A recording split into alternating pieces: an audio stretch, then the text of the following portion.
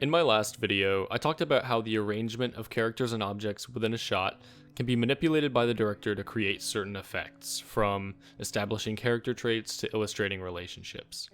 It's a fundamental technique that helps form the backbone for our understanding of film, but there are lots of other key dynamics to think about when analyzing a movie. Today we'll be considering another of these fundamental techniques, camera angle. Just as a heads up, this one will be a bit of a change of pace compared to my last video. We'll look at a wider range of examples and spend a fair bit of time talking about common techniques, and I'll discuss the general tenets of analyzing camera angle.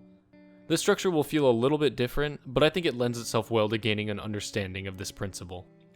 I discussed how shot composition refers to the relative positions of entities on the screen, but equally important is where those objects are filmed from, what angle a director selects for the viewer's perspective. The freedom to change the viewer's physical point of view is pretty unique to cinema as a storytelling medium, and it opens up a lot of effective opportunities for a director to visually transmit expressive content. Oftentimes, when casually watching a film, viewers may not even consciously consider the angle and position at which the director chooses to place the camera.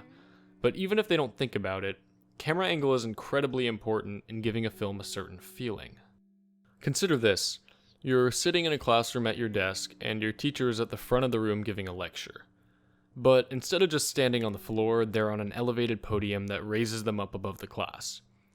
If you have to crane your neck upwards to look at your teacher, how do you feel in relation to them? Do you feel like you're on equal footing, like you can relate and connect with them on a personal level?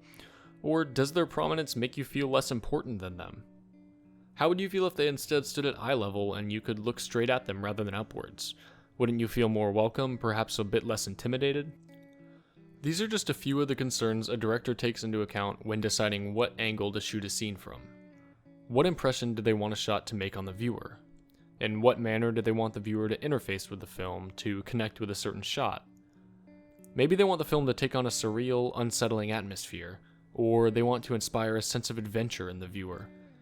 Perhaps they want the audience to feel intimidated by a certain character, or maybe they want them to feel a character's humiliation.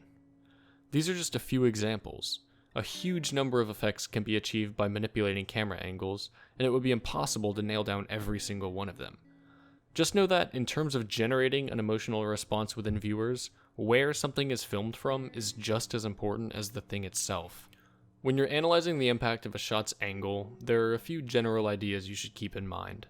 These include the sense of scale the angle gives a character or object, how the angle frames the entity in regards to the viewer, the atmosphere the angle creates for the shot, and how all of these directorial choices work together to create an emotional impact.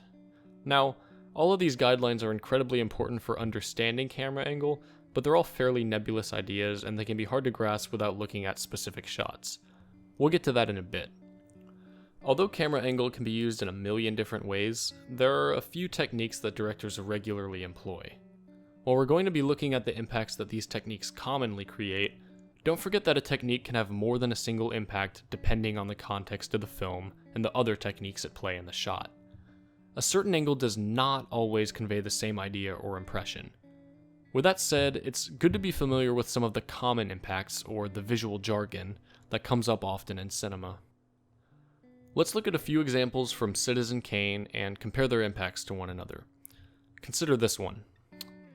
Now, with all these examples, keep in mind that you can pause the video at any time to interpret it for yourself before I give my take. Notice that the camera is placed on roughly the same plane as the character's eyes. Fittingly, this is called an eye-level shot. Because of its portrayal of characters and entities on a similar scale to one another, and because it places the viewer on the same level as the characters, the eye-level shot is commonly used in scenes in which the characters are on a somewhat even playing field.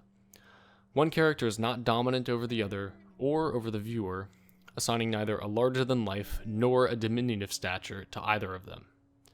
Contrast that shot to this one, the low-angle shot. Rather than being on the same plane as this character's eyes, the camera is situated so that it looks up at him from below. What is the impact of this? How does it make you feel in relation to this character? Oftentimes, this sort of shot is used to convey a character's dominance, to demand attention and emphasize their importance. For instance, it might be used to characterize a powerful leader, or maybe in a children's movie, a bully. Lastly, consider this one. Rather than looking up at the character, it looks down upon him. What is the effect of this? How does it compare to the impact of the low-angle shot? It places the viewer's perspective above the character, making him seem small and insignificant. These are often used to the opposite effect, to convey failure or powerlessness. For instance, this shot is used at the moment of Kane's greatest humiliation. These examples help to illustrate a foundational principle of film studies. Adjusting the viewer's perspective allows a director to encourage the viewer to feel a certain way about the events and characters on screen. By consciously trying to recognize what angle the director selected and considering what effect they might be trying to achieve with that angle, we can better understand a film's impact. The examples I selected from Citizen Kane are the most basic angles employed in shots in pretty much every movie you'll ever see. That's why I outlined their common usages, but it's also important to know that these impacts can be completely turned on their head. Take this example from David Fincher's Seven. It's a low-angle shot, so your instinct might be to think that the angle works to establish the dominance of Morgan Freeman and Brad Pitt's characters. But if you know the context of what is going on, and maybe consider the expression on Brad Pitt's face, they're anything but dominant. In the context of the narrative, this is a moment of desperation for these two men. So why would Fincher use a shot that commonly conveys power? Well, directors will sometimes use a technique precisely because it challenges how that technique is commonly used. In this case, I think Fincher's usage of the low-angle shot works to show that these police officers, a commonly powerful and confident role, have lost that control that they regularly possess. While the angle would have you think that they're dominant and collected, the circumstances show that this isn't the case at all. Also, the angle seems to make the two men seem out of place and awkwardly large, like they're unsure of what to do with themselves. This is a perfect example of the complexity of film analysis. Don't just accept the common interpretation of a technique. Consider how it fits into the film's context, how it ties into other dynamics, in this case Brad Pitt's acting, and then make your judgment of its role in the film. Let's look at a few other examples to practice analyzing camera angle. This technique is called a Dutch tilt. As we just saw with the example from Seven, it can sometimes be difficult to analyze a technique without knowing its context, but it's still good practice for film analysis. Pause the video and spend a few moments considering the impact of this shot. Techniques similar to the Dutch tilt can be found in other visual mediums as well, from paintings to graphic novels. In those mediums, as well as in film, the unconventional angle is often used to create an unsettling and foreign atmosphere, to make the viewer feel like they can't fully understand what is going on screen.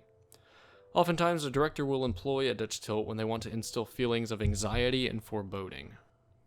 Consider this one. This one's called a bird's eye view. To me, this angle often conveys feelings of hopelessness and makes a character seem small and insignificant. Its impact is similar to a high-angle shot in a lot of ways, but I think it's more dramatic and striking. A director might opt for this angle over a high-angle shot if they wanted to perhaps emphasize stronger feelings of hopelessness. These are only a few examples of different angles. There's a vast number of other techniques out there, and each can be used to create many different impacts. Look out for camera angle when you're watching a film. Just to summarize what we've gone over, keep these things in mind. Consider how the angle places characters in relation to each other and in relation to the viewer. Think about how it illustrates a sense of scale, and try to identify the emotions it evokes when coupled with the other techniques at play in the shot. Don't just accept the most common interpretation of a technique. Consider how it's commonly used, but also think about its impact in the context of each individual shot. Thanks for watching, and I'll see you next time.